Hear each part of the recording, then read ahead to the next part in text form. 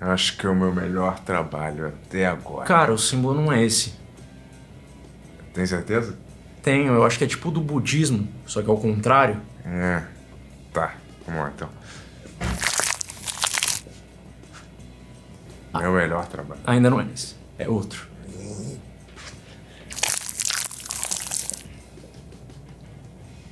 Melhor.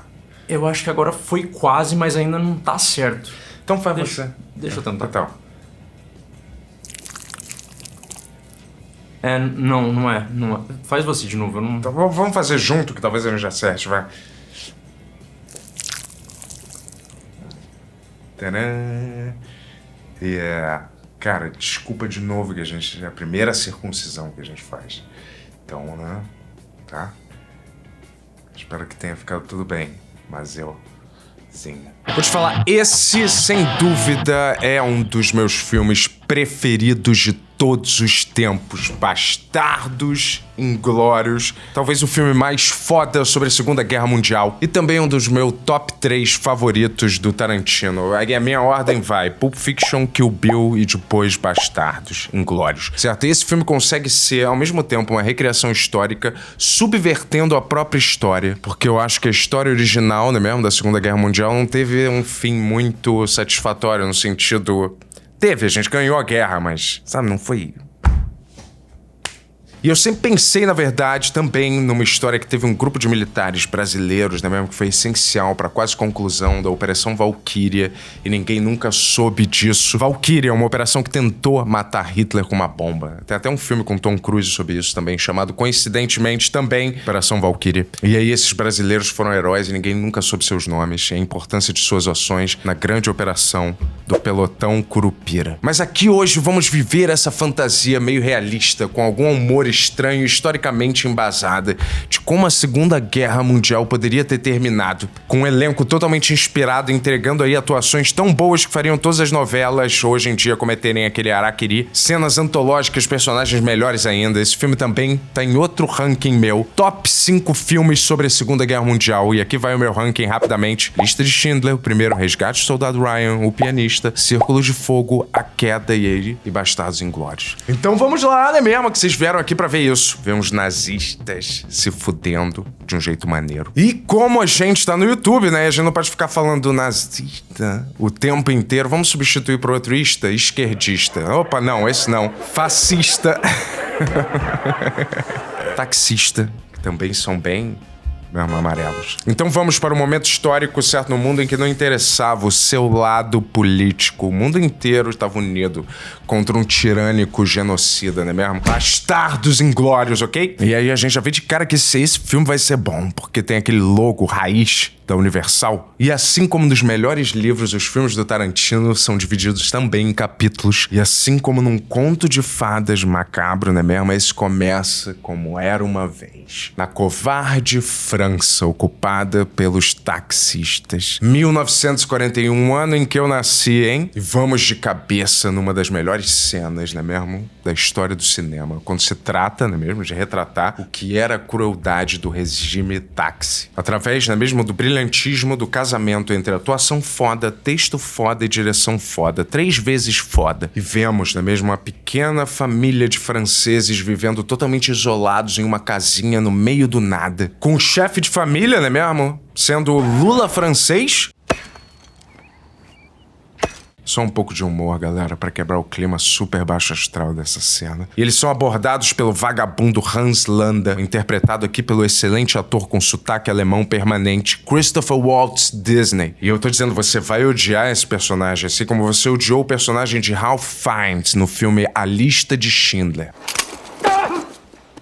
E você vai se sentir mal, né mesmo, por dar risada em alguma das cenas protagonizadas por ele, certo? E depois você vai ver também esse personagem nele, em todos os seus futuros papéis, fazendo a experiência até de ver o ótimo Alita, anjo de combate meio estranha. Eu vou te falar, porque esse cara, né mesmo, ele é tão babaca nesse filme que você vai achar que ele é babaca também na vida real. Talvez seja só eu, talvez não. Ele precisa se recorrer a isso porque ele quer ganhar dinheiro pra caralho, mas no fundo ele desdenha todo mundo que tá nesse seu lugar. Talvez isso só esteja com uma impressão ruim por causa do do Maurício Meirelles. E ele traz toda a turma do Faz o S com ele. Faz o SS. E agora chegou a hora de Hans, né mesmo, conduzir sua própria CPI psicopata na casa do francês. E assim como uma CPI real, esse interrogatório também dá quase sempre o mesmo resultado. Lá, nessa casa, ele encontra azul é a cor mais quente. E aí, depois de Landa tomar a bebida favorita de 9 entre 10 taxistas, leite de miápica, ele conduz um dos interrogatórios mais tensos já vistos no cinema. Feito por um assassino simpático, de tão frio, talvez, no seu desprezo aí pela vida humana. E visualmente falando, também ele é uma mistura entre Marcelo Rezende e Ike Batista. E eu vou te falar, esse interrogatório foi um desses momentos que faltou, talvez, naquele filme. Ainda Estou Aqui, por exemplo,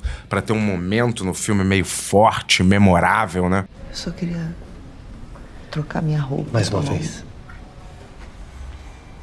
E aí o nosso monarca francês, eu mudei um pouco pra ser mais democrático, tá bom? Já estamos na porra da ditadura, já! Até segura a onda, certo, na investigação do Landa. Mas ele não tem nenhuma chance, né mesmo, contra a Inquisição do SSTF.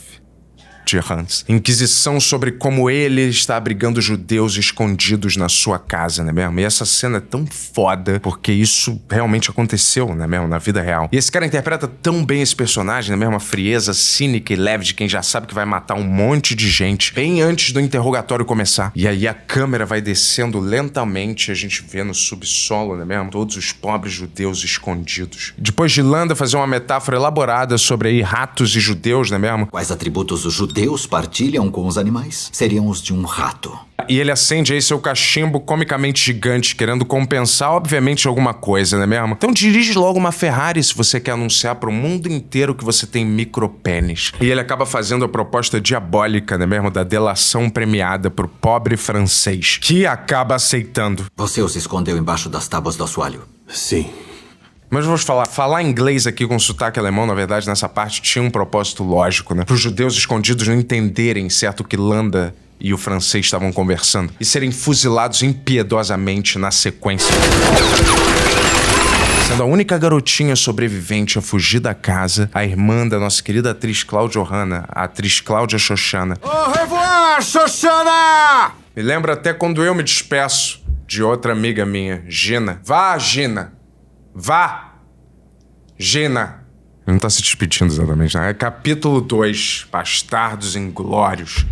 Finalmente, porra! E aí a gente já conhece, né mesmo, os heróis desse filme, o time América de justiceiros americanos. America, fuck yeah! Liderados aí pelo tenente José Aldo Reiner, que driblou a morte certa pelo menos 2 vezes na vida. Sobrevivendo aí, como a gente pode ver, uma garganta cortada. E eles verão evidências dessa crueldade. Sobrevivendo também aquele divórcio conturbado com Angelina Jolie. Brad Axilas, interpretando aí talvez o melhor papel da sua carreira disparado. E você já notou que depois desse personagem ele atua assim em todos os seus filmes? Fórmula 1, alguém?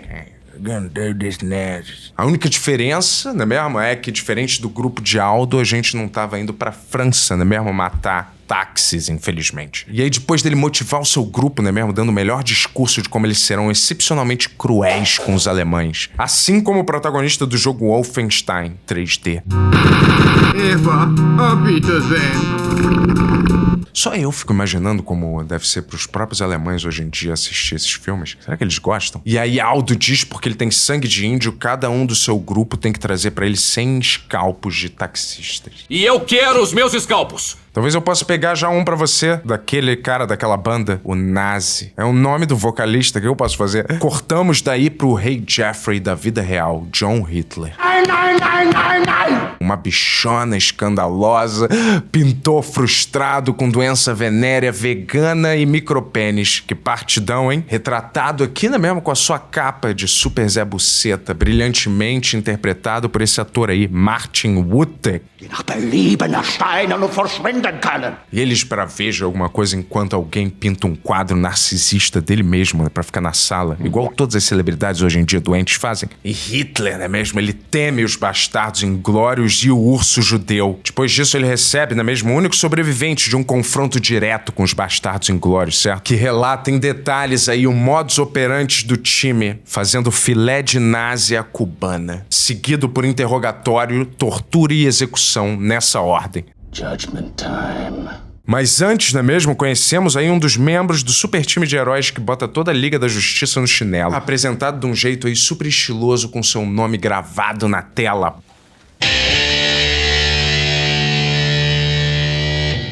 Hugo Galinácio Alemão, celebridade com mais aí de 13 Gestapo morto no currículo e um podcast chamado Suru 9. Fala, queria eu que meu nome frisasse na tela sempre que eu aparecesse em algum lugar. Pô, obrigado, finalmente. Porra, obrigado, editor. E também conhecemos aí um dos favoritos dos fãs, não é mesmo? O urso judeu, que gosta de golpear táxis com bastão até a morte. Quem não gosta, não é mesmo? Hã?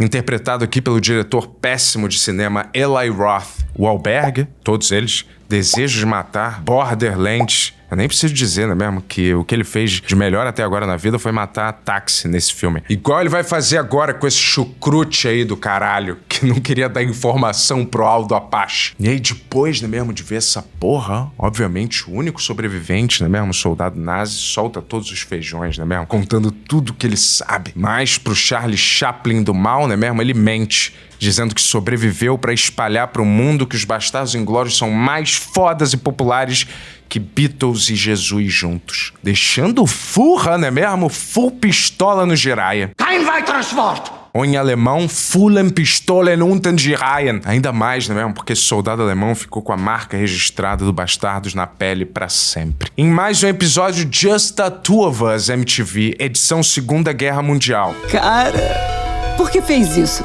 Para os táxis sobreviventes sempre lembrarem, né mesmo, de seus crimes contra a humanidade. Aqui no Brasil a gente faz isso também, só que de um jeito um pouco diferente. Capítulo 3, Noite Alemã em Paris. E a gente vai direto pro cinema administrado pela sobrevivente Shoshana, irmã da Gina, agora 4 anos depois do começo do filme. E a gente já começa a ver a obsessão doente do jovem Barão Zemo pela bela Shoshana. Interpretando aqui, certo, um dos piores tipos de Red Pill que existe. Um que vive em 1944 e é nazista. Não adiantando dispensar esse bastardo simplório, dando nome falso pra ele de Emanuele.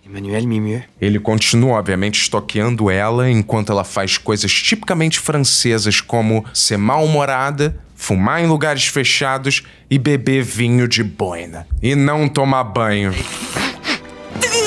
Obviamente, ela também não fica nada impressionada com os milhões de seguidores, certo? De Barão Zemo na rede social Discord. Porque, aparentemente, ele é algum tipo de herói de guerra taxista que matou mais de 300 num combate. Combien vous en avez tué? 68. E ouvir isso deixa Shoshana de Shoshana mais seca que o deserto do Saara. E ele ainda tá atuando num filme sobre isso mesmo, como ele mesmo, igual os heróis do seriado The Boys fazem. Um filme feito por Joseph Goebbels, o mestre da fake news alemã da época. E falar no Diabo número 2, né mesmo? O braço direito do capeta, vemos Joseph Goebbels, né mesmo? Num jantar da nata alemã, sem duplo sentido, porque eles adoram leite, não. Com o jovem Barão Zemo convocando Shoshana para apresentá-la ao ministro da propaganda alemã, que criou aí famosos mascotes como Sou Adolfinho, seu amiguinho. E Shoshana aí, tendo que sentar ao lado de tantos seres desprezíveis, tem uma experiência gastronômica tão horrível e tensa quanto todas as pessoas que foram no programa da Ana Maria Braga. Ele é calado? É verdade. Como você devia ter ficado? Joseph Goebbels avisa Shoshana que ela teve a honra de ter o seu cinema sequestrado para passar o flop The Flash nazista, estrelando aí o próprio Barão Zemo no papel principal. Santa confusão ariana, Batman. E os taxistas vão fazer aquele esquema falcatrua de bilheteria garantida, igual aqueles filmes sobre a vida do bispo. É quando, bum, Landa aparece do nada no restaurante. E você pode sentir, certo? A visão ódio mortal Kill Bill no olho de Shoshana. Ainda mais, certo, com a notícia que ele vai ser chefe da segurança na noite de estreia do filme no cinema dela. E agora, né mesmo, Landa conduz mais um dos seus questionários / interrogatório com Shoshana sobre as normas de segurança do cinema, que são basicamente só uma: nenhum judeu entra. Usando, né mesmo, sua característica simpatia assustadora de um diretor de colégio meio sádico, pedindo aí pra comer um strudel com leite de miápica pra dar uma uma testada em Xoxana. E aí, depois dela sobreviver vendo Landa comer um strudel igual um animal de teta, não é mesmo? É hora de Goebbels e companhia fazerem aí uma sessão particular pra conhecer o cinema de Xoxaná. Eu nem queria rimar, mas... vó lá. Que é quando ela decide também, junto com seu namorado, que eles vão tacar fogo no cinema, cheio de táxi, né mesmo? Na estreia do filme. Usando aí simplesmente um fósforo e rolos de filme 35mm de as brasileirinhas, que de tão vagabundos pegam fogo instantaneamente. Com uma narração aleatória de Samuel Jackson nos explicando nesse momento isso que eu acabei de falar no filme. Motherfucker. Filmes de nitrato de 35mm eram tão inflamáveis que nem se podia andar de bonde levando um carretel daquele. Depois a gente corta aí pro encontro mais aleatório do cinema, falando de elenco, não é mesmo? Mike Myers, não esse. Yeah, baby! Esse aí, yeah, baby, yeah! E o Magneto, daquele meme, Perfection. O ciborgue Michael Fassbender. E aí Austin Powers aqui no filme é um general britânico e tá convocando Fassbender, que antes de lutar na guerra era aparentemente crítico de cinema, pra uma missão que tem tudo a ver com cinema. E me diga qual é a sua ocupação. Filmes. E eles estão acompanhados na sala de Winston Churchill, eu acho. E a missão, não é mesmo? Operação Kiko. Kino, que quer dizer cinema em alemão, aliás. Que consiste essa Operação Kino em explodir a sessão de cinema do filme Orgulho de uma Nação, com todos os táxis do alto escalão lá dentro. Basicamente, teremos todos os ovos podres em um único cesto. Primeiro passo da missão, certo? Vai ser eles irem no bar do Alemão na Liberdade disfarçados de nazis, para se encontrarem, certo, com o contato deles na França. A atriz alemã e espiã, trabalhando pra Inglaterra, Helga Schwelger. Eu não sei o nome dela, mas eu botei Helga Schwelger. E como ela é atriz, por consequência, ela é burra, não é mesmo? E aí ela marca um encontro num bar, dentro de um porão cheio de táxi, bêbado, jogando o jogo do Quem Sou Eu. Só que tudo começa a dar uma merda federal, né mesmo? Quando Fassbender vacila no sotaque alemão, chamando a atenção de todos os porcos supremacistas no recinto. Entschuldigen Sie, Herr Sturmführer, Sie haben einen sehr ungewöhnlichen Akzent. Dando início, talvez, a uma das cenas mais bem escritas e construídas do cinema, não é mesmo? 2 no mesmo filme até agora, eu tô contando. E Fassbender e sua turma, não é mesmo? Quase teriam conseguido enganar todo mundo se não fossem esses nazis intrometidos e um cachorro chamado Scooby-Doo-Nazi. Nossa, o que eu não faço, não é mesmo? Por uma risada, mesmo se for cringe. E também pelo fato dele cometer um erro fatal. Além, né mesmo, de jogar uma partida desses jogos de festa com nazista, que é mais loser ainda do que só jogar um jogo desses de festa. Ele chama o garçom do jeito errado no bar. Ô, campeão, hey! 3 Gläser. E também ele acaba usando o símbolo universal da equação anti-Alemanha pra pedir 3 copos de bebida, não é mesmo? Fazendo aí o oficial Lars SS von Trolle saber na hora que isso não tem nada a ver com os sinais secretos das celebridades de Hollywood pra pedir bebida, não é mesmo? Que eles usam nos talk shows. E que esse grupinho dele aí é uma super fraude. E tudo vai pra casa do caralho e todo mundo se mata e se morre nessa merda. Diga adeus às suas bolas nazistas. E aí, depois dessa chacina no Bahamas, né, alemão, eles resgatam a atriz alemã Pippi von Longstrumpf, única sobrevivente, que era o contato deles. E descobrem, certo, que o próximo passo é eles se vestirem com smokings pra próxima chacina no cinema. O cinema de Xoxaná. Com bônus adicional agora que o próprio tio Adolf vai estar lá pra ver o filme. E agora basta eles entrarem, certo, com ela no cinema, disfarçados de italiano, apesar deles não falarem nada de italiano. Eu vou te falar, imitar italiano é super fácil, tá tudo na mão. E agora, capítulo 5. A vingança de Humberto Carrão. Desculpa, em Vingança do Rosto Gigante. Eu li errado. E vamos diretamente pra noite de estreia de Orgulho de uma Nação, não é mesmo? Xoxaná se prepara pra melhor estreia cinematográfica da sua vida. Vemos toda a sua preparação pra transformar a sala de cinema numa bomba relógio. Bomba relógio porque a exibição deve ser naquele 4D, né?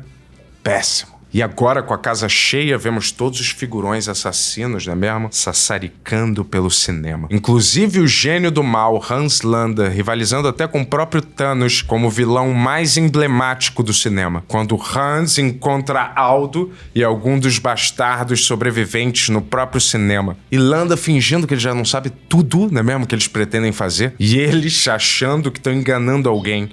Que são italianos com essas puta caras de americano do Texas. Viu? Viu só? Eles sabem. O lance da mão que eu falei. Antônio Margherita, Dominic De Coco. Eles não entendendo nada em italiano e Landa brincando com eles igual criança com lupa no formigueiro. Gorlami. Scusi, com'è? Gorlami. Me lembra até a gente aqui no Chapado, quando a gente tentou conseguir aquele patrocínio das bets. Chapado Crítico. Crítico. Chapado Crítico. Mamma me olhando. Mamma me olhando. Mamma me olhando. Mamma. Me olhando. Depois disso, é hora de botar esse plano em ação, não é mesmo? E uma feliz coincidência, né? De 2 atentados do bem acontecerem no mesmo lugar ao mesmo tempo. Only in America. E o urso, não é mesmo? E o seu amigo urso menor, Catatal, mal conseguem segurar o dedo do gatilho com tanto vagabundo junto no mesmo lugar. Não antes, não é mesmo, de Landa matar a atriz alemã espiã Helga Apfelstrudel, depois dele fazer a pior recriação, não é mesmo, da cena do sapato do filme A Cinderela. Voilà. Curiosidade dessa cena aqui, as mãos no plano, fechado apertando o pescoço da atriz nessa cena, são do próprio Tarantino, porque Christopher Waltz ficou com medo de machucar a atriz e Tarantino não teve esse medo. Depois disso, ele manda prender Aldo Apache, né mesmo? E parece aí que o plano foi todo pra casa do caralho. Vão se danar, seus chucrutes do inferno! E o prepotente Hans, né mesmo? Tenta fazer um acordo com Aldo, porque sabe que a guerra já tá acabando mal pros alemães. Isso é um bingo! Mas esqueceu, né? Que os Estados Unidos não negociam com terroristas, fascistas, vagabundos. Isso por acaso aqui é um F de França na minha cabeça? Mas dessa vez, na mesma conversa, vai bem diferente pra Landa, porque Aldo não tá nem um pouco intimidado por esse vagabundo. Você não vai capturar aqueles garotos sem que eles explodam as bombas. Ah, eu não duvido disso. E Landa, né mesmo, tá disposto aí a deixar as mortes no cinema dos figurões acontecerem e acabar a guerra talvez hoje mesmo, se eles fizerem um acordo que ele vai sair bem limpo depois que tudo acabar. Nós vamos ter que fazer um acordo. Enquanto isso, no cinema, a violência promete chegar a níveis estratosféricos de satisfação, com Xoxaná, da Coco e Margarete e Marcel sentando o dedo da justiça, não é mesmo? E dando a melhor sensação, talvez, do mundo de catarse coletiva entre todas as plateias que assistiram a esse filme, mas não antes do bebê Rena Pleiba Nazi Barão Zemo tentar sua última investida contra Xoxana. Última mesmo, porque Xoxana enche ele de tiro. Mas ela também, infelizmente, morre na mão do vagabundo. Mesmo assim, tudo sai perfeito como planejado. Queime tudo. Oi, Xoxana. E aí, porra, isso sim que é cinema, não é mesmo? Todos os ratos encurralados no ninho, morrendo, gritando. Absolute fucking cinema, não é mesmo? O sacrifício dos justos, porque eles morrem, né? Da Coco e Margarete. Mas que pena que a guerra não terminou assim, não é mesmo? Uma pena, de verdade. E a cereja do bolo, não é mesmo? É Aldo Apache e Utvich, mostrando aí o tipo de acordo no final que Landa vai ter. Eu fiz um trato com seu general pela vida desse homem! Que é o acordo, Landa, uma suástica também, cravada com facão na testa do vagabundo, óbvio, pra sempre, não é mesmo? Seu desgramado.